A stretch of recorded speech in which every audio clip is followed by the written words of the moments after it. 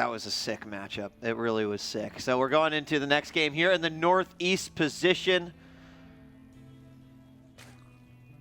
Yep. There he is. He's red on my screen. Like, I don't know. My mind's a little blown here. So yeah, it's weird. Like, there we go. There we go. I got it. Go back at it, BC. Here in the southwest position as the red Terran. Give it up for TSL Polt. And up here in the northeast as the blue Zerg, it is Symbol. Yep. Again, the colors at the bottom of the screen are not aligned, but it doesn't matter much. It didn't affect me last game. I didn't have any trouble knowing who was who and who was killing what, but we've got red on blue on red on more red with blue lights and red light. It's crazy here, but you know what? It doesn't matter. You can tell the difference between the Zerg units and the Terran units, and that's all you're really going to need for a matchup like this. And you know, what does Symbol do? Polt plays such a solid game. You go back, you assess the situation, you're thinking to yourself, okay, what could I have done better? Right. What didn't I do that game that I need to do this game? What do you think? This is a map he's going to feel more comfortable with a third on. It was very clear. We saw him make the macro hatchery at his natural rather than close to the third base. He never touched the rocks. It's very clear he didn't feel comfortable on Tal'Darim Altar with that third base. It was something that was like very obviously stressful to him, something he didn't want to worry about. And on this map, you can take a third base a lot easier. You can take that third base in the middle of the map. The fourth, though, far away. He's going to have to take far away bases. On this map, after you take your third, your fourth, no matter where you take it, it's going to be exposed. You can take a fourth that's close to your third, but Polt can run Marines on the high ground above there and kill your drones. You've got to be careful about that. I don't know what type of playstyle we're going to see from Polt here, but it seems like, you know, Marine King is called the King of Marines because of his Marine splits and his play, but I'm actually watching Polt's games this weekend. I am like more impressed with his Marine splits than, I mean, not that I've ever been for Marine King, but he is like the King of Marines right now. He's splitting them so well. He's not mixing that much mech into his play. He just has a few Thors. The Thors, he keeps them at the front, allows them to tank the Baneling hits while he spreads his Marines. He is looking so good with his control. His control has consistently won him these games, I feel. Yeah, and you know, I mean, just to kind of reiterate and to add on to what you said is that with a spell like, let's say, Fungal, you know, where it is crucial, that energy is so important. You know, you waste that energy and you only hit 3 Marines. You know, how much worth did you get out of that Infestor? That's 150 gas right there versus 150 minerals. Yeah, when you can shut that down in such an amazing way and not lose units as a result, you know, just because of your unit control, like that to me, that's the next level of StarCraft 2. Like that is the evolution that we go for, where movement and micro and positioning you know, is ultimately better than the actual tributes of the unit itself. There were so many little things in this game. I wish I would like actually sit down and talk about that last game for an hour, man, because we saw it. For example, remember the Banshee that was attacking the third base, and he was trying to get his queens over there, but Polt was denying the queens with his Hellions, and then the Zerglings were coming in. We saw this like crazy battle that was ongoing for like 3 minutes. Yeah. About one Banshee killing a hatchery.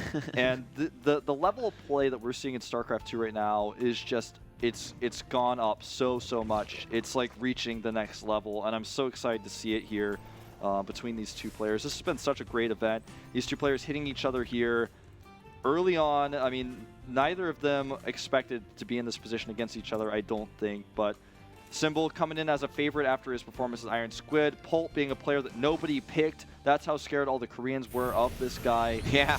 It's, I mean, I can't have imagined a better match for us to cast. I'm just sitting back and enjoying it as I tell you guys about it. Yeah, I mean, I absolutely agree, and I'm just very happy that we're getting the honor of being able to watch this and cast this, Wolf. Now, I want to talk a little bit about what we're seeing out of Symbol, because he's already gotten his Roach Horn at around 50, but he's not put down a third yet. So he did decide to go with that heavy queen play early on. We do see the initial Hellions and Stim already going down for Polt, but I'm curious as to what Symbol's going to do, especially with this third CC that went down very early for Polt. Polt, we see him using the identical bunker placement that we talked about with Dream at his natural, where it's in between his command center and the ramp. And with that bunker placement, like I said, that's for melee units. That's not for roaches. If he puts on some roach aggression, which we do see 11 roaches in production right now, Polt's going to need another bunker because that bunker is not going to be in place to defend the SCVs. He's going to be able to stream right into the choke point, and Polt could be in trouble here with that third command center with no real units out to defend this. Now, the queens are at the front, but the hiding of the roaches is going to be so crucial here. I don't know if he's going to be able to make it across the map. Now, he shows only four. Yeah. I like that because it's like, okay, this is what, Zerg players will dish out to try to take, out Hellions, but here comes the march from the back. So he did kind of effectively. Is he going to throw down a second bunker? We haven't seen one yet. No, man. He doesn't know what's going on. He's actually like, oh, 4 roaches. I can defend that with just Hellions and SCV repair, but it's 11. It's not 4. He only has the 1 bunker. A few more Marines coming down here, and now I think Polt is starting to realize what's coming. Here come the rest of the roaches. Polt pulling his Hellions back. He's trying to make the roaches fight in range of that bunker. Simple trading pretty well here, taking out the Hellions. I'd like to see him go around the north of the mineral line and start fighting there. Yeah. I think he's just kind of baiting him out a little bit. He knows that he's got a good advantage here. We don't have any follow-up units. He is droning behind this. Yeah, droning and making 2 hatcheries, 1 in the main and 1 at the third base location. He's supply blocked Polt at 57 after killing those deep blues. He's going for SCVs here, but also defending against the rest of the army. Shutting down this expansion almost completely, leaving those roaches behind. He is going to eventually lose all of this. He's got to bring these forces back together. But how many, he's shut down effectively 17, 18, 19 SCVs from actually mining at this point. And here he goes. He's going to have to go for it. He needs to just get rid of this initial threat. But, the damage has been done. It allowed Symbol to take almost a 20 harvester lead. 56 to 40 right now. Yeah. I cannot stress enough that Polt was not able to see this because Symbol made it so. He hid the roaches so well. Polt was not able to react in time. He did start Marauder production as soon as he could, but it was too late. He lost a lot of SCVs. He lost a lot of depots. And the depots really limited his production quite significantly. Back at home, Polt, he's started to build up this composition again, but he can't really move out now. This allows Symbol to continue to spread his creep. Oh, hold that thought. We're going to have some Hellions coming in here. He's able to circumvent the forces of Symbol just a little bit to pick off some drones. Oh, nice. Only gets 1, though. Yeah. And the infestation pit's going up here. Double upgrades as well as roach speed coming up for Symbol. His creep spread continues to move forward, and Polt is kind of on the back foot here so far. He is. He is going to get this third up. It is going to be seen here by Symbol. It's almost a question of, was he, did he do enough damage, and did he get further ahead in doing that damage? He did get that third up. He's got it nicely saturated now. He's up to 72 drones, so at this point he can go into kind of kill mode. The lair is done. He's got his double evos just pumping out those upgrades, and I mean, right now we have primarily bio-heavy army coming out for Polt here. He's only got 1. His second siege tank is just finished up. And he does have... no, he doesn't even have siege mode yet, so... Yeah, well, at this point, I feel like I'm a little bit surprised. Okay, there it is. 4th hatchery going down. I was going to say, I was a little bit surprised he didn't take a 4th with this many infestors he's got on the way with the pathogen glands. He can use that to buy himself enough time to hold this 4th base. Polt's going to force a cancel here, though. He's not quite ready. This just shows that Polt really knows his timing, so he actually does not cancel. And he's losing a lot of Zerg units here. Oh, he's going to take all this out, though. Yeah, he's going to catch it now. He's overextended just a little bit too much. And you know what? We still have not seen siege mode. I don't know if it's a mistake or what, but that's going to leave that third incredibly vulnerable. He's got a couple of tanks here. And there he just, I bet, just tried to siege up. I think we're going to see it probably. There it is. There it is. He had to. He forgot for sure. He definitely forgot about that. And that could give Symbol that small advantage he needs. I mean, he's now getting, a few more infestors out. He's got a nice swell of Zerglings. Is he going to go in for a solid attack here on the third? I think what he's going to do is just kind of hold his position on the watchtower, constantly watch Polt continue to spread his creep. I mean, his creep is spread now further across the map. It's like more than halfway. So you can basically see any move outs that Polt tries to do. He's going to play like Safano played yesterday and just wait. He's going to reach out and grab any of Polt's units that come out onto his creep, onto his domain. He is double expanding now. This means Polt can pick one hatchery. Yeah. If he kills it, the other one's still alive. Yeah, very, very much like what we saw Stefano do in his game, where he double expanded at a moment that, you know, allowed him to buy a lot of time. So we do have siege mode going to be finishing up here very, very soon.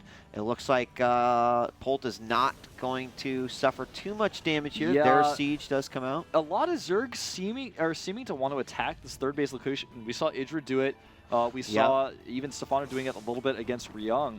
And it works well or it works horribly. Look at this, though. Neural Parasite, 2-2, and Ultralisk Cavern coming out here for Stefano. A lot of critical upgrades coming out, as well as Adrenal Glands. Interesting.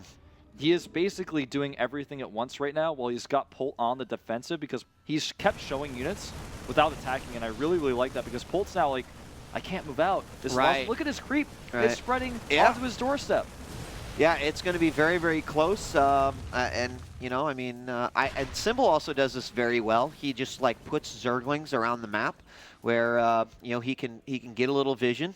And, oh, he did more Phalanx. Oh, my gosh, over here in the south, the third. It's going in. Yeah!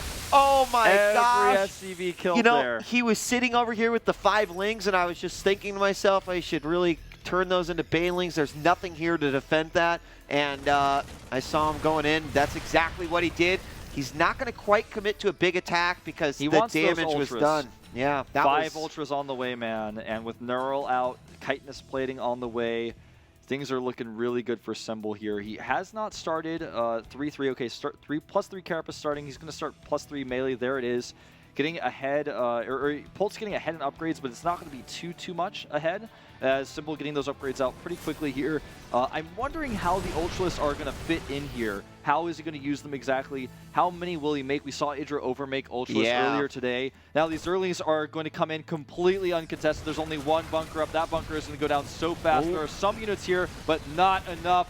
Polt kind of on the back foot. He's moving out now, simming his units, and he's killing one base. But as I mentioned before, there are 2 bases up for Symbol. All the drones for Symbol already sent over to that other base, but he's killing a base of Polt right now as well.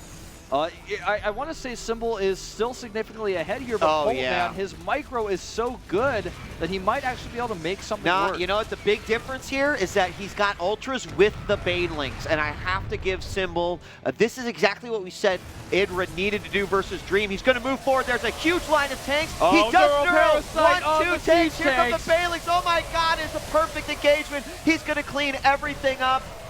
He does. He cleans it all up, takes the siege tanks out as well here. We're going to game 3. Taking a 50 supply lead. The command center fell. I think we are. I think we're going to game 3. Drones being added in here for Symbol.